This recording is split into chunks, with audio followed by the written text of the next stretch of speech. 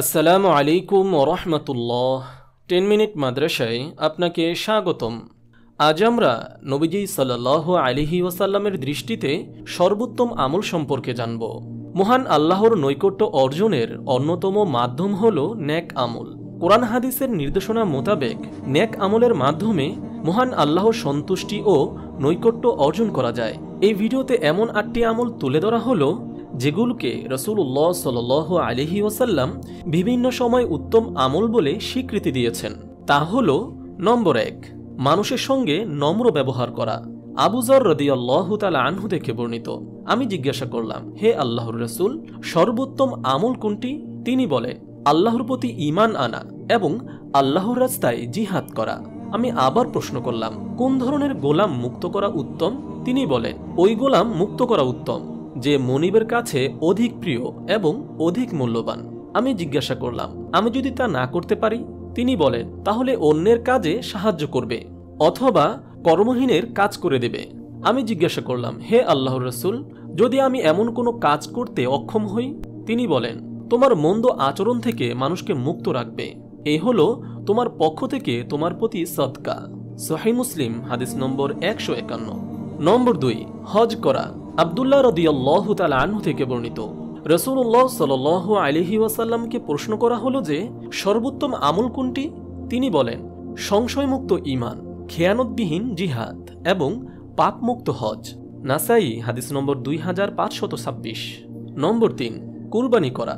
আবু বকর সিদ্দিক রাদিয়াল্লাহু তাআলা আনহু থেকে বর্ণিত, রাসূলুল্লাহ সাল্লাল্লাহু আলাইহি ওয়াসাল্লামের কাছে জিজ্ঞাসা করা হলো, কোন কাজ সর্বোত্তম?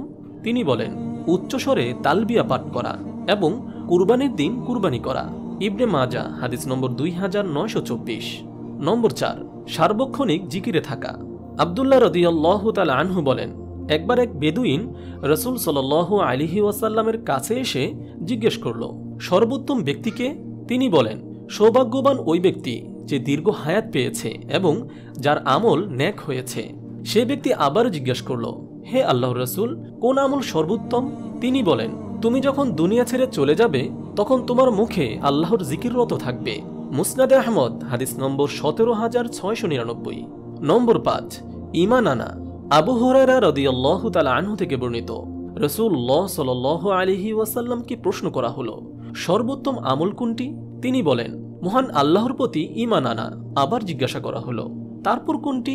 তিনি বলেন, আল্লাহর রাস্তায় জিহাদ করা। প্রশ্ন করা হলো, তারপর কোনটি? তিনি বলেন, যে হজ কবুল হয়। মুহাম্মদ ইবনে জাফরের বর্ণনায় আছে, তিনি বলেন, আল্লাহ ও তার রাসূল সাল্লাল্লাহু আলাইহি ওয়াসাল্লামের প্রতি ঈমান আনা। সহিহ মুসলিম হাদিস নম্বর 150। নম্বর 6, আল্লাহর জন্য কাউকে ভালোবাসা। আবু যর রাদিয়াল্লাহু তাআলা আনহু বলেন, রাসূলুল্লাহ সাল্লাল্লাহু আলাইহি ওয়াসাল্লাম বলেছেন, আল্লাহর সন্তুষ্টির জন্য কাউকে ভালোবাসা এবং আল্লাহর জন্যই বিদ্বেষ পোষণ করা অতি উত্তম কাজ। আবু দাউদ হাদিস নম্বর 4599। নম্বর 7, দীর্ঘ নামাজ। আব্দুল্লাহ রাদিয়াল্লাহু তাআলা আনহু থেকে বর্ণিত, একদা রাসূল সাল্লাল্লাহু আলাইহি ওয়াসাল্লামকে সর্বোত্তম কাজ সম্পর্কে জিজ্ঞেস করা হলে তিনি বলেন, দীর্ঘক্ষণ দাঁড়িয়ে নামাজ আদায় করা। তাকে জিজ্ঞাসা করা হলো, কোন সদকা উত্তম? তিনি বলেন, নিজ শ্রমে উপার্জিত সামান্য সম্পদ থেকে যে দান করা হয় সেটাই উত্তম। তাকে জিজ্ঞাসা করা হলো, কোন হিজরত উত্তম? তিনি বলেন, আল্লাহর নিষিদ্ধ বস্তু থেকে দূরে থাকা। জিজ্ঞেস করা হলো, কোন জিহাদ উত্তম?